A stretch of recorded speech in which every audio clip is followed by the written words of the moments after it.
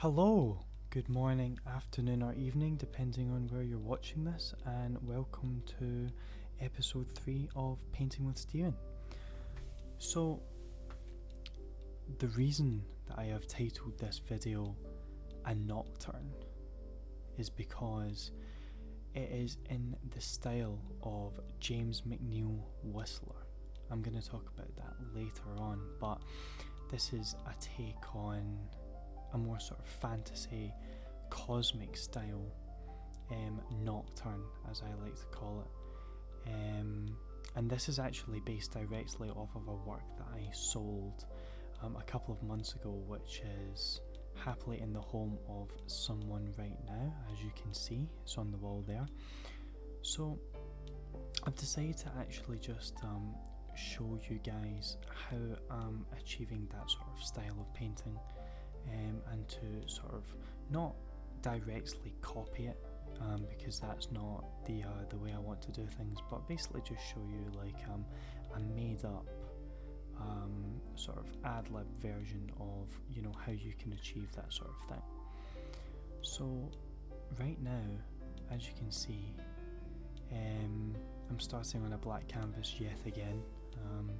And this is because, again, I want to achieve a Whistler-esque effect. Now, as you can see, Whistler here has almost silhouetted all of the landmass and is really heavily using illumination to make the painting pop. Now, he's obviously doing it in a tonalist way, but I'm not going for a tonalist look here. I'm actually going for more of a almost fantasy style work. So right now I am actually throwing in some green, some purple and some blue onto the black canvas, and then I'm using a titanium white to illuminate it, and obviously the black behind the colour is going to mean that it's going to look sort of ethereal and create a sort of cosmic effect. So in the sense of, I'm going to keep everything silhouetted and make the illumination in the sky the focal point of the painting, much like a Whistler. This is not necessarily, well, it's nothing like Whistler. It's not a tonalist painting, it's not in tonalist style. Although I do paintings in a tonalist style,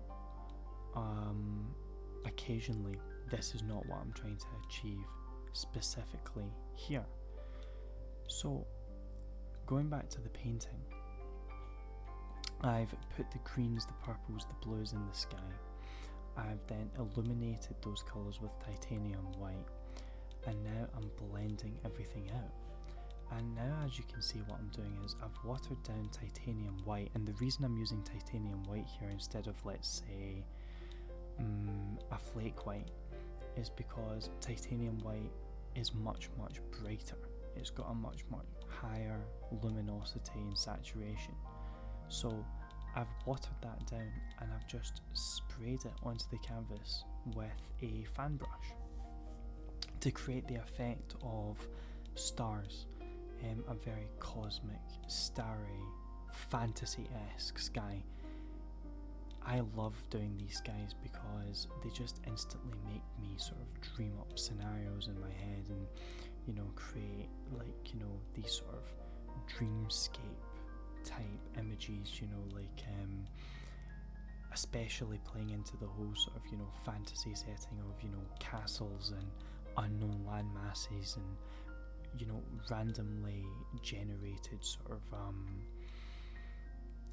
buildings and landforms that I've just made up in my head, because the aim of these works here is to sort of essentially act as a dreamscape. You just saw examples of other stuff that I've done there, and going back to what you've just seen, that's again more examples of silhouetting within a work, especially the purple one.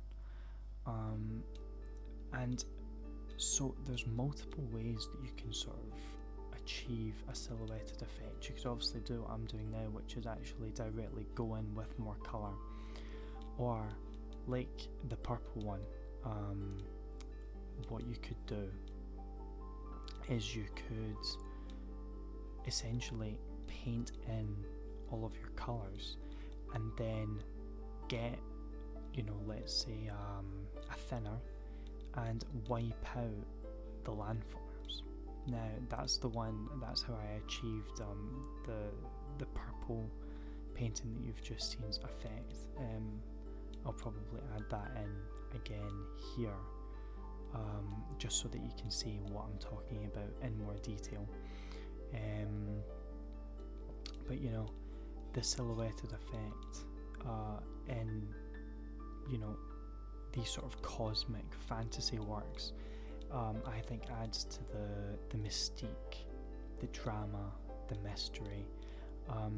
But I am actually, as you can see right now, still adding small highlights in with this one, and actually bringing some of that phthalo green that I've got in the sky to just bring out little forms here and there of this sort of weird rune that I've painted in a silhouette form. I kept on playing around with how the rune looked because I wasn't really that happy with it. Usually it's quite a simple job, but for some reason with this one I spent quite a lot of time, an inordinate amount of time just trying to get it to look the way I wanted it.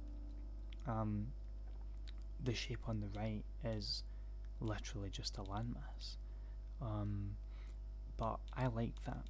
I like keeping mystery and drama, and lots of intrigue in a painting. That's again going back to Whistler. One of the main reasons why I love his landscapes so much is that they're so evocative.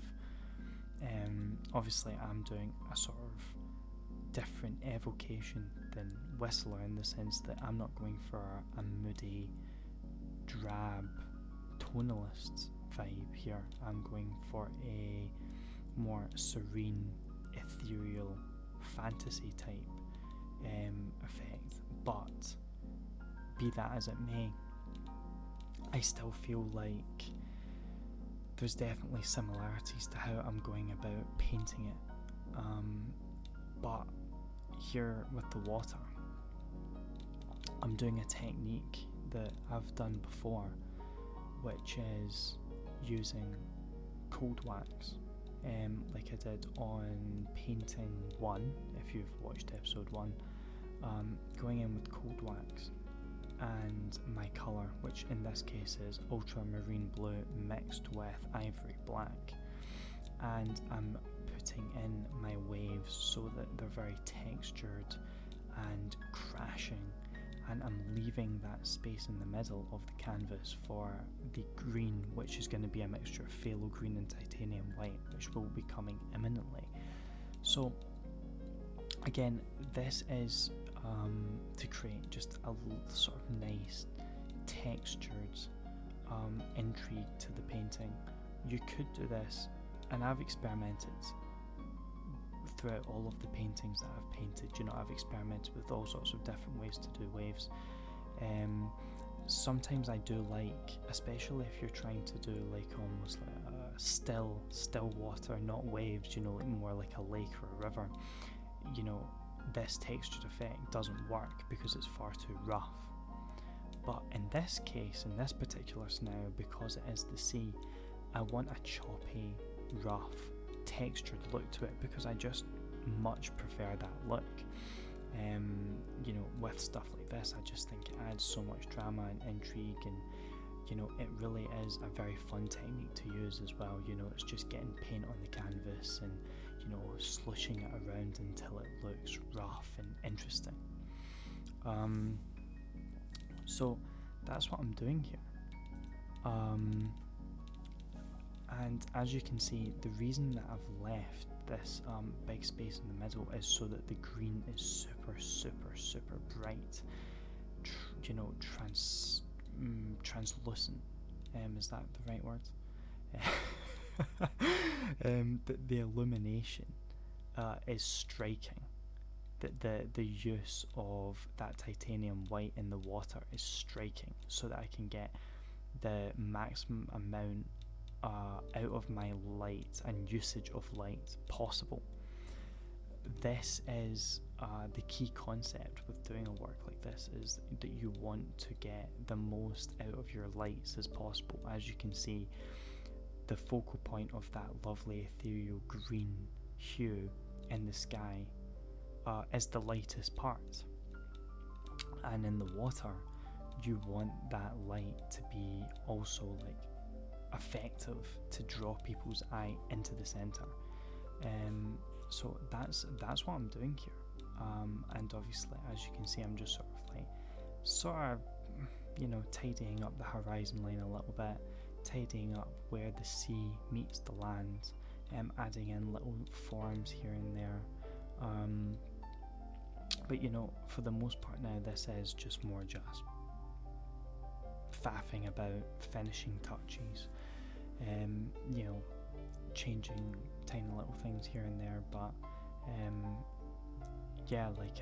I'm sort of happy with the general gist of the painting by this point, and now I'm just sort of doing all the finishing touches that I think would be helpful.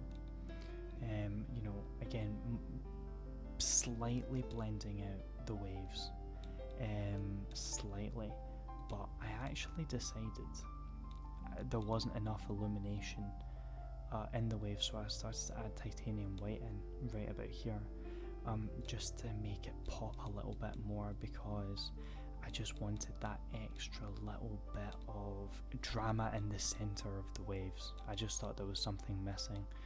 So just a little bit of titanium white, and I'm just letting it break onto the phthalo green that's already there, so that it creates a textured effect. And that was sort of me happy. So I hope that you found this useful. I'm going to be doing more Nocturnes next episode, because I really love the concept. But I'm going to be doing a slightly different one that's more akin to the ones that you've seen. So this is the finished product, and I'm quite happy with how it turned out. So yeah, tune in to episode 4, because I'm going to be showing more of the wipeout effect on episode 4 to create more of a Whistler-esque type effect. So I hope you've enjoyed this, and tune in for episode 4. Thank you and goodbye.